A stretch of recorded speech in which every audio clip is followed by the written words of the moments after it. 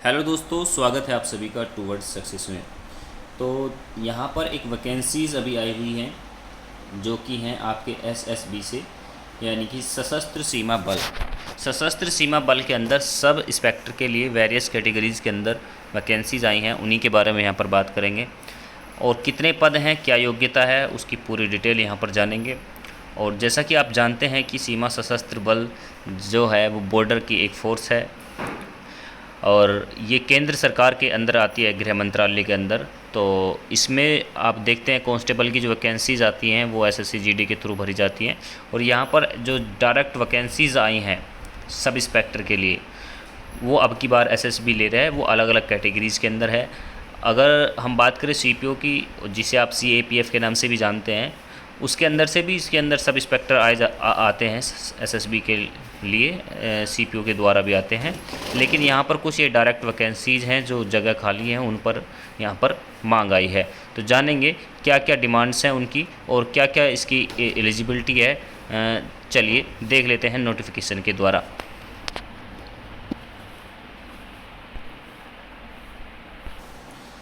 तो आप यहाँ पर देख सकते हैं ये एडवर्टाइजमेंट है, SSB combined advertisement sub inspector 2020। ये 2020 की वैकेंसीज़ हैं जो 2021 में भरी जा रही हैं। कोरोना के चलते तब एग्ज़ाम वगैरह नहीं हो पाए थे, इस वजह से ये अब निकल कर आए हैं। तो आप यहाँ देख सकते हैं online application are invited from the citizen of India, Nepal और subjected of Bhutan.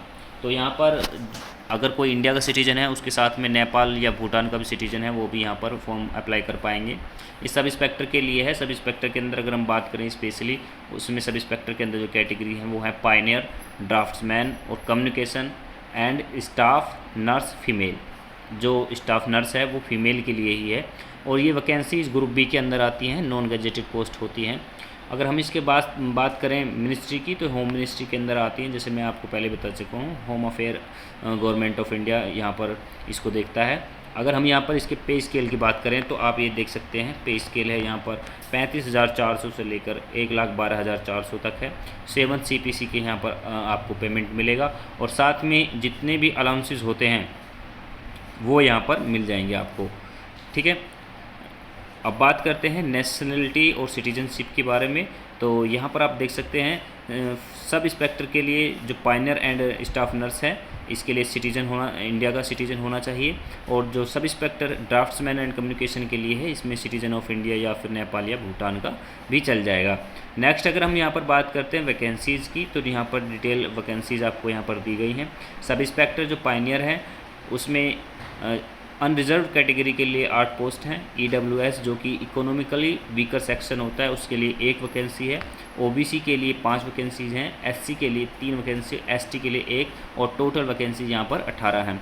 Sub inspector draughtsman के लिए यहाँ पर देखें तो अनरिजर्व 3 कैटेगरी के हैं और बाकी किसी भी यहाँ पर रिजर्व कैटेगरी के अंदर कोई भी पोस्ट नहीं है। तो टोटल इसके अंदर 3 वैकेंसीज़ हैं।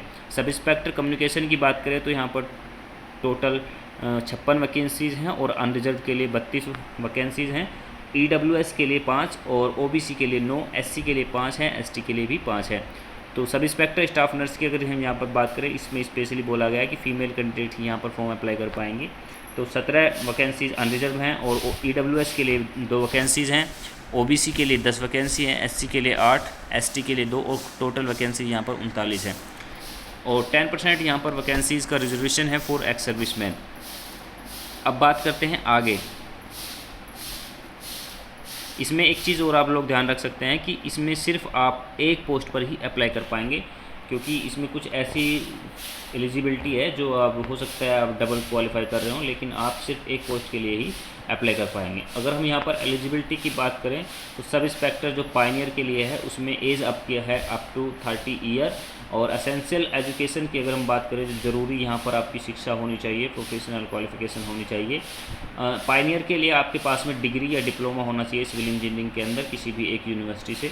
और अगर हम ड्राफ्ट्समैन की बात करें तो 18 से 30 साल इसकी आपकी एज है और इसके अंदर मैट्रिकुलेशन पास होना चाहिए या इक्विवेलेंट होना चाहिए किसी भी रिकॉग्नाइज्ड बोर्ड से। साथ ही 2 ईयर का national tradesman certificate issue by a recognise industrial training institute और इक्विवेलेंट रिकॉग्नाइज्ड इंस्टीट्यूशन, यानी कि यहाँ पर आपको 2 साल का एक तरीके से एक्सपीरियंस होना चाहिए किसी इंडस्ट्री के अंदर। और तीसरी यहाँ पर डिमांड है 1 ईयर सर्टिफिकेट कोर्स और 1 ईयर एक्सपीरियंस इन ऑटोकैड जो कि एक सॉफ्टवेयर है मैकेनिकल डिज़ाइनिंग का, तो इसमें आप देख सकते हैं इसका आपको एक साल का एक्सपीरियंस यहाँ पर मांगा गया है। डिज़ायरेबल असेंशियल में ये होता है कि असेंशियल में आपको होना ही चाहिए, डिज़ायरेबल ये है कि आपको प्रेफरेंस दे दी जाएगी। 1 ईयर एक्सपीरियंस इन ड्राफ्टमैन अगर आपके पास में है और किसी के पास में अगर कैटेगरी बी या सी का सर्टिफिकेट है तो उसको प्रेफरेंस यहाँ पर मिल जाएगी।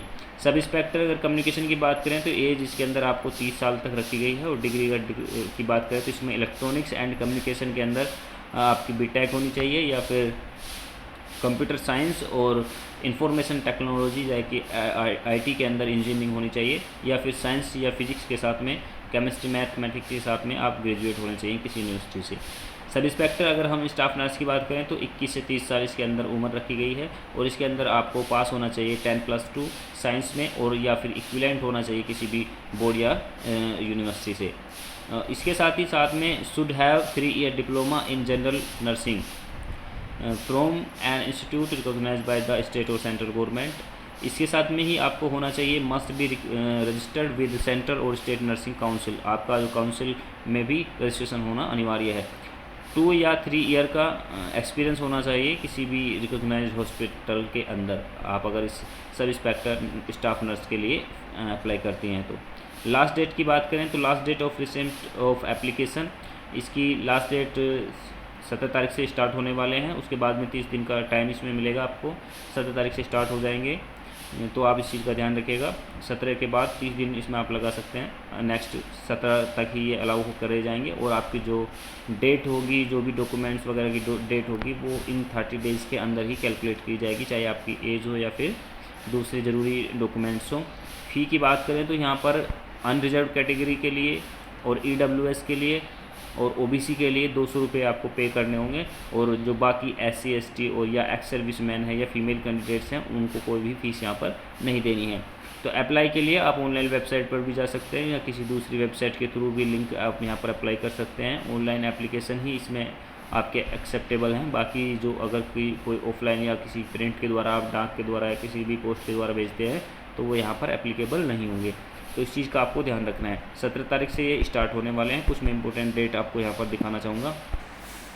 तो कुछ इंपॉर्टेंट डेट्स हैं जो आपको ध्यान रखनी है। एप्लीकेशन जो स्टार्ट होने वाले हैं वो 17 तारीख से स्टार्ट होने वाले हैं और इसकी लास्ट डेट जो है अप्लाई करने की वो 16/8 है। पे एग्जामिनेशन फ़ीस की जो लास्ट डेट है वो 16 तारीख है और एग्ज़ाम की डेट अभी नोटिफिकेशन में आई नहीं है। एडमिट कार्ड भी इसके जब अवेलेबल होंगे तो आपको बता दिया जाएगा। जनरल और OBC की फ़ीस यहाँ पर आप 200 रुपये देख सकते हैं। SC ST कोई फ़ीस नहीं है। किसी भी कैटेगरी की फ़ीमेल हो उनसे भी कोई फीस नहीं ली जाएगी। पेमेंट आप जानते हैं कि एग्ज़ाम फ़ीस किसी भी डेबिट कार्ड, क्रेडिट कार्ड या नेट बैंकिंग के माध्यम से की जा सकती है। तो अगर आप हमारे साथ नए हैं चैनल को सब्सक्राइब कर लें। अगर आप ये फॉर्म फिल कर रहे हैं तो इसके सिलेबस को लेकर जल्द ही हम डिस्कस करेंगे कि क्या क्या सिलेबस है किस किस पोस्ट के लिए। इस वीडियो में इतना ही, मिलते हैं नेक्स्ट वीडियो में। Thank you for watching this video.